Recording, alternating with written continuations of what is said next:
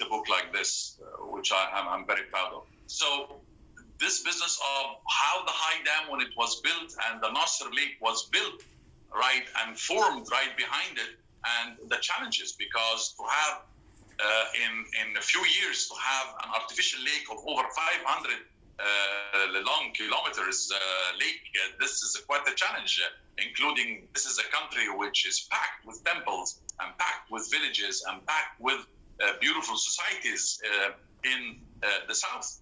Many villages had to move, many temples had to be cut and razed, and that was a great help also from the world and the UNESCO, who helped us in the moving of the temples to save it from the water. We have a great number of crocodiles in the Nasser Lake with Nile perch and fish. And now there is a great deal of discussion in Egypt about how we can manage to use this business as maybe perhaps crocodile farms will be a great deal of what's happening in the Nasser Lake or the Nubian Sea behind the high dam in the south.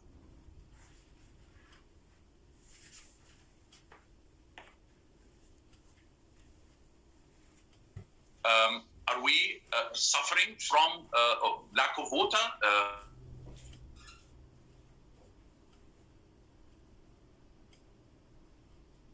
So far, no.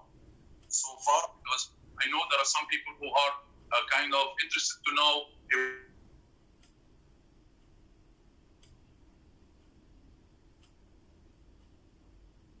the dam kind of decision Ethiopia on closing and for the lakes and so on. But I guess now politics came in, and the talks are happening for the last few years, so that Ethiopia will have its water and Egypt will have its water, and nobody gets any negative influence.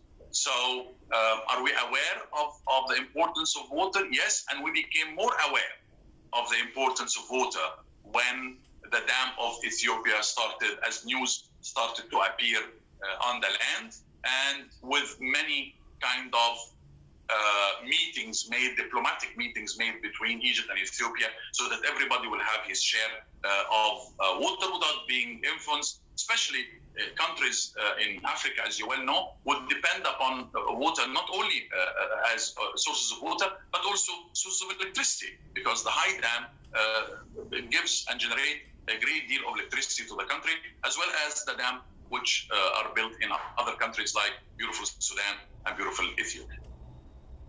Get a second question, please. For the second, we have a comment from Mr. Deepak Diwali, sir, who will be later giving his reflective remarks as well. He has said that excellent presentation, Dr. Bessam. I will be making similar comments with what you said with cultural practices in Himalaya Ganga that we will be doing after the question and answer discussion.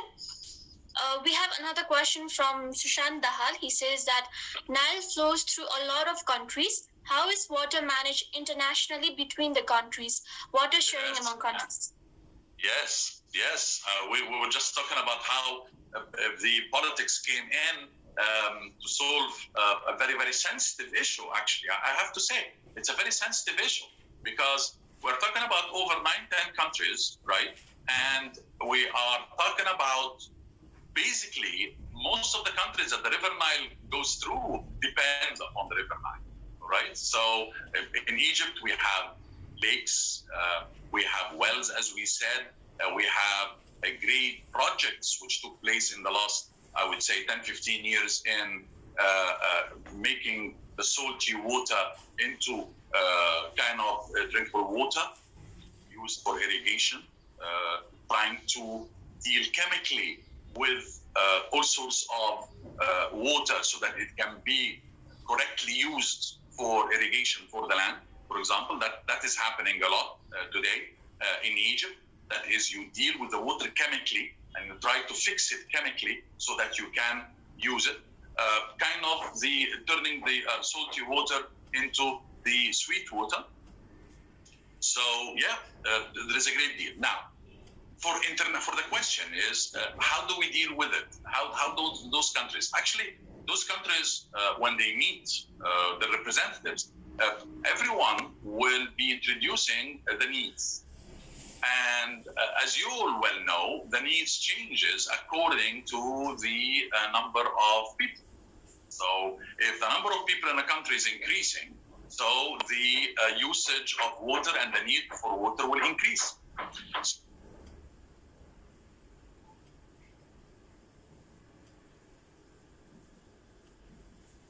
So they would meet and they would discuss.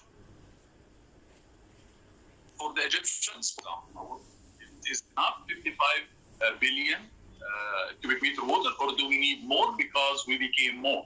Now we are almost 110 million Egyptians, more or less. So yes, we are increasing in a very high rate in Egypt.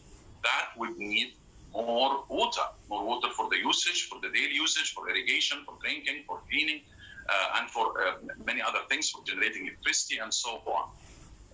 So yes, it's quite a sensitive issue, and I would, as a non-governmental person, I would participate with my own proposals of that all of Africa should actually unite, so that we don't go through what we went through.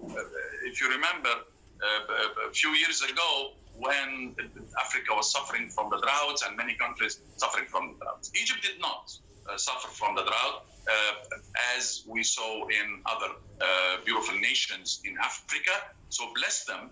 They went through very, very hard times, and we also the pictures and the videos, and we also how those nations suffered. So finally, in answering this question, my proposal also is when 10 people representing 10 countries, for example, or 11 countries, sit together to divide the water among them, right, coming from the Blue River and the White River Nile, starting from the main sources in Africa, in the hearts of beautiful Africa, we all should be looking at the other as well. So if I am, as an Egyptian, interested in fitting the number of billions of cubic meter water, then I'll have to be looking also at what Sudan will be doing, and how Ethiopia will be doing, and how other beautiful countries that the River Nile is dealing with will be doing.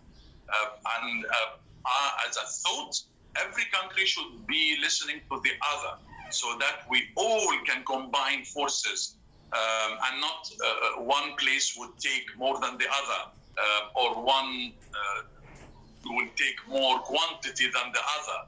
And by this, of course, it will cause problems to the other. No, the other is as important as you. You think about yourself and about your nation, about your people, but you also think about the other equally in the same importance and the same interest, because we are not living alone in this world. We are all together. Like, look what's happening now.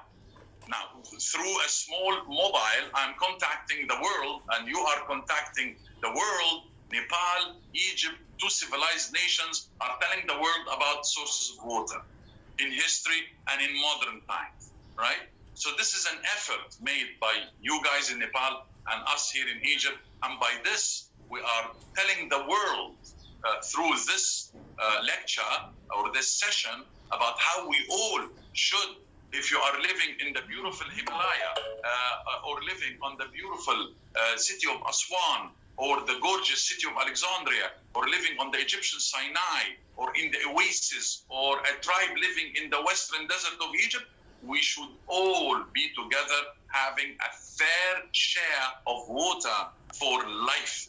Water is life, and we believe this in Egypt, and I think the whole world believes in this. Even the majority of the people in Egypt here believe in that the water is the secret of life. And we in Quran, the Muslims all over the world, 2 billion people, almost 2 billion people in the world believe in Quran. And in the Holy Quran of the Muslims, the Holy Book of Muslims, God, Allah is saying, and we created all alive things from water.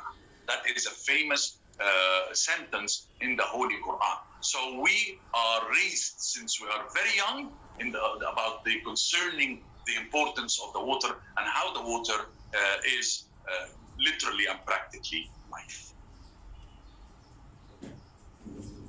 Thank you so much, sir, for your thoughtful response. The answer addressed almost all the questions that was at the chat box here. We had similar kind of questions, so I think all the questions has been addressed from here. If anyone has any other further question, you can also send us here in the chat box.